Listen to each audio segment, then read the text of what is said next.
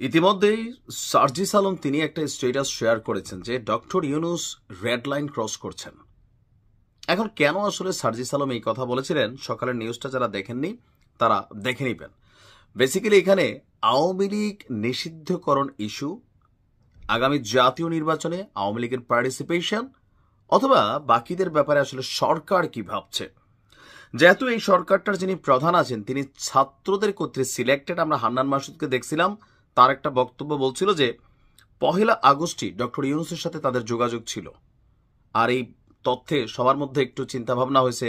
আমরা তো জানতাম যে সরকার পতনের পর এর পরে ডক্টর মোহাম্মদ ইউনূসকে এখান থেকে ফোন করা হয়েছে, কিন্তু হান্নান মাসুদের বক্তব্য ছিল কি এর আগে থেকে ইউনূস সাহেবের সাথে যোগাযোগ ছিল। এখন ওই সময় কি ছিল তিনি সাপোর্ট করবেন, এটা তারা হয়তো ভবিষ্যতে আরো বললে আমরা বুঝতে পারবো। তো এই সকল কিছুর পরে তিনি যখন ক্ষমতায় বসেছেন, সার্জিস যে স্ট্যাটাসটা শেয়ার করছেন সেখানে একটা অংশ ছিল, আমি আগের ভিডিওতে দেখছি, যে ইউরোপ আমেরিকা আপনাকে ক্ষমতা বসায় নাই, আমরা বসাইছি, আমাদের পারপাস আপনাকে সার্ভ করতে হবে। কোনটা?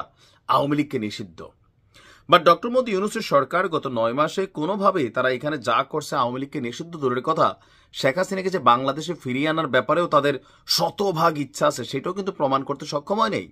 কারণ 3 দিন আগে মোদির ব্যাপারেও ডক্টর মোহাম্মদ ইউনূস আল জাজিরাকে দেওয়া সাক্ষাৎকারে যে কথা বলছেন, ছাত্ররা এই কথা শুনেও হতাশ।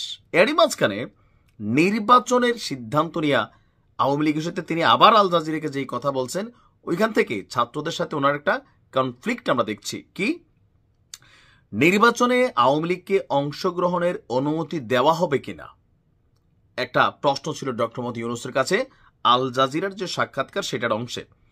তো তিনি বলছেন এই প্রশ্নের জবাবের একটি অংশ আওয়ামী লীগকে নির্ধারণ করতে হবে, মানে রাষ্ট্র সরকার নির্ধারণ করবে না, কারা করবে?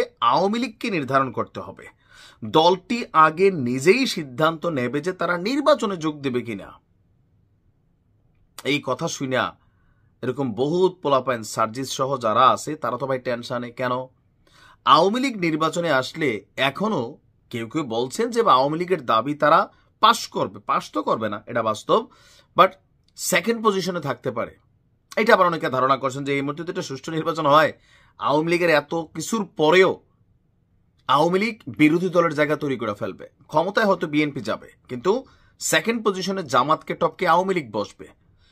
আর যদি আওয়ামী লীগ ঠিকই এইভাবে চলে আসে, তাহলে এই যে সার্জিসরা যেটা ভয় পাচ্ছে, হাসনাতরা যেটা ভয় পাচ্ছে, এদের সবার অবস্থা 12টা বাজবে, এটাই সত্যি। আর তার কারণেই এনসিপির নেতাদের সামনে একটাই বিকল্প, কোনটা? নিজের জীবন বাঁচাইতে হলে আওয়ামী লীগের ফাঁসিতে ঝুলাই দাও, রাজনীতি বন্ধ করে দাও। এর বিকল্প আর কোনো কিছু তাদের সামনে নাই। সো তারা সর্বোচ্চ চেষ্টা করবে তাদের প্রাণ বাঁচানোর জন্য। আর শেখ হাসিনা যেভাবে বলছেন যে একটা মার্ডার করলো যে শাস্তি, 200 এতটা করলো যে আমার নামে এতগুলো খুনের মামলা হচ্ছে, কইরেই শাস্তি নিব, এইভাবে ভাইরাল কিন্তু ওনার রেকর্ড। তো সেখান থেকে স্বাভাবিকভাবে ছাত্রদের মধ্যে ভয় কাজ করতেছে। উপদেষ্টারা হয়তো অনেকে একটু মনে মনে টেনসড ফিল করছেন। তো এই সিচুয়েশনে আইসা যখন আমাদের ডক্টর ইউনূস বলেন যে আওয়ামী লীগকে সিদ্ধান্ত নিতে হবে যে তারা নির্বাচনে যোগ দিবে কিনা, তারা এখনো কিছু ঘোষণা করেনি। তাছাড়া নির্বাচনের সময় নির্বাচন কমিশন কি প্রতিক্রিয়া দেয় সেটা সহ নানান বিষয় সামনে আসতে পারে। তাহলে আওয়ামী লীগের নির্বাচনের অংশ নেওয়ার বিষয়টি নির্বাচন কমিশনের উপর ছেড়ে দিচ্ছেন কিনা সাংবাদিকের প্রশ্ন ছিল। তো তিনি আবার বলছেন বিষয়টা তা নয়, অন্যান্য রাজনৈতিক দল আছে যারা বলতে পারে যে এই আইনের অধীনে আওয়ামী লীগ নির্বাচন অংশ নিতে পারবে কিনা। তো রাজনৈতিক দলগুলো তো সিদ্ধান্ত নেওয়ার সুযোগ নেই, সিদ্ধান্ত নেবে হয়তো হচ্ছে আদালত, আইন, যে আইনের ভিত্তিতে আওয়ামী লীগকে নিষিদ্ধ করতে হবে অথবা আওয়ামী লীগকে দল হিসেবে ব্যান করে দিতে হবে।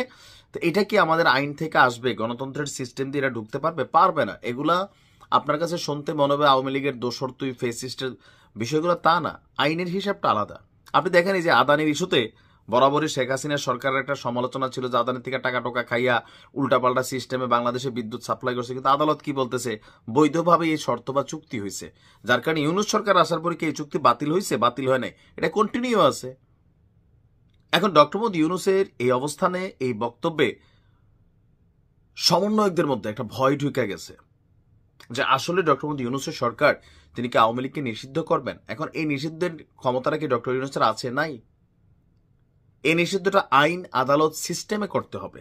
তো তিনি আসলে যে বক্তব্যগুলো দিচ্ছেন মাঝে মাঝে এদিকে মনে হচ্ছে ওইদিকে মনে হচ্ছে, সবাই একটা ধোঁয়াশা কুয়াশার মধ্যে পড়তেছে, যার কারণে সার্জিসরা হুঁশিয়ারিও দিচ্ছে যে 1 সেকেন্ডের মধ্যে ক্ষমতা থেকে নামাই ফেলবে জনগণ নাকি? পরিস্থিতিটা কেমন হবে যে সমন্বয়করা আবার ইউনূস সাহেবেরকে ক্ষমতা থেকে নামানোর জন্য মাঠে নামছেন, পিছনে জনগণ পাবে? এইবার পাবে না। কেন পাবে না? বিভিন্ন কারণেই পাবে না। যাই হোক, আসলে একটা ধোঁয়াশা কুয়াশাপূর্ণ অবস্থান। আমরা এখনো বলতে পারতেছি না কোন দিকে যাচ্ছে। সময় বলে দেবে। ভালো থাকুন।